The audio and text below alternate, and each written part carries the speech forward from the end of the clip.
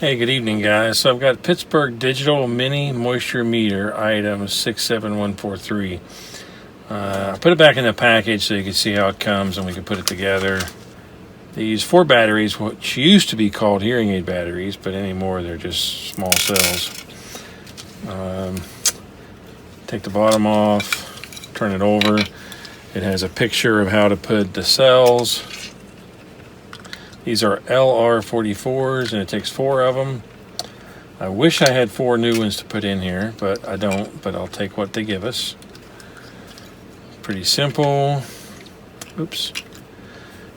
Labels go in the back. Take that off. Those are the prongs you stick in the wood. Theoretically, what this does is put a little bit of current between these two, and based on what it puts out here and gets here, it'll give you a value. So turn it on. I happened to be using it in moisture mode last time, so it came up to that. But if you hit these, hold it in, that'll flash and you can cycle through. That is masonry, like rock. Oops, got to go back into that. And then it has a temperature mode, measuring in Celsius, measuring in Fahrenheit.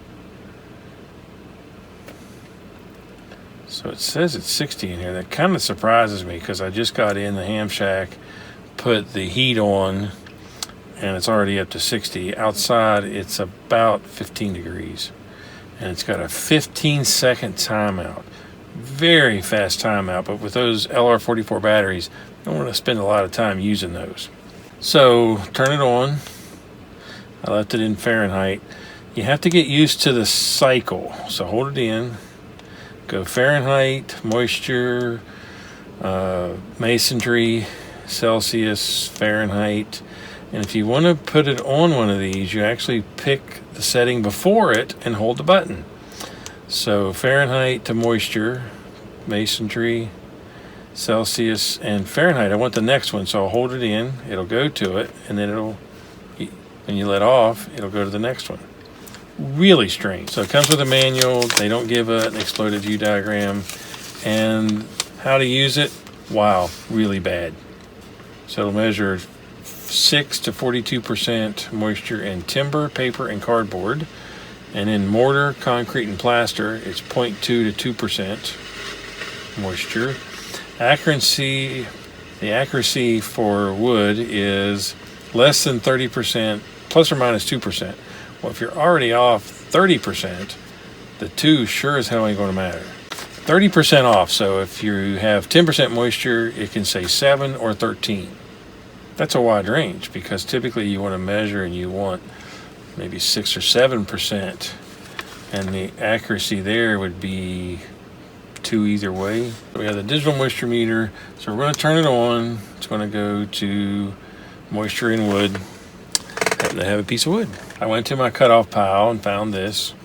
Now you got to embed those in a little bit. You see, I've been practicing trying to gauge how far this thing is off.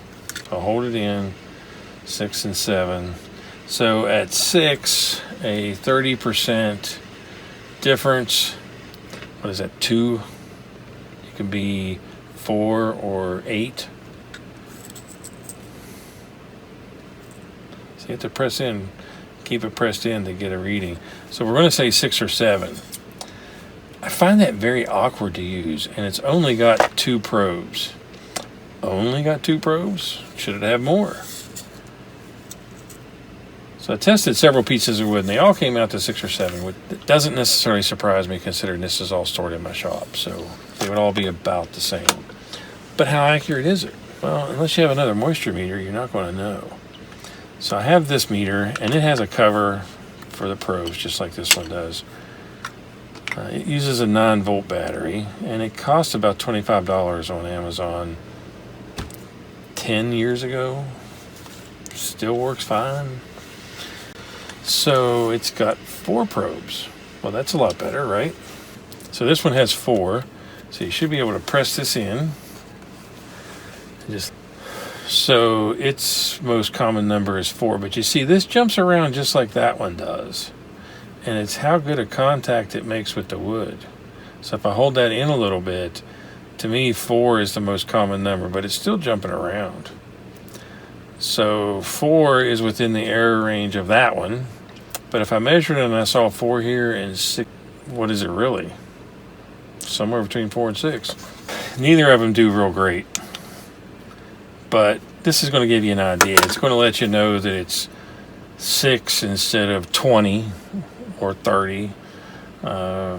It's going to be what I call rough order of magnitude. One of the reasons I do these videos is to show you how they work. And this one, you kind of got to use a little bit of smoke and mirrors. When I first put that in, it says 6 and 7, but then it says 0. So it's like it tests and stops, something like that. Better look at it quick.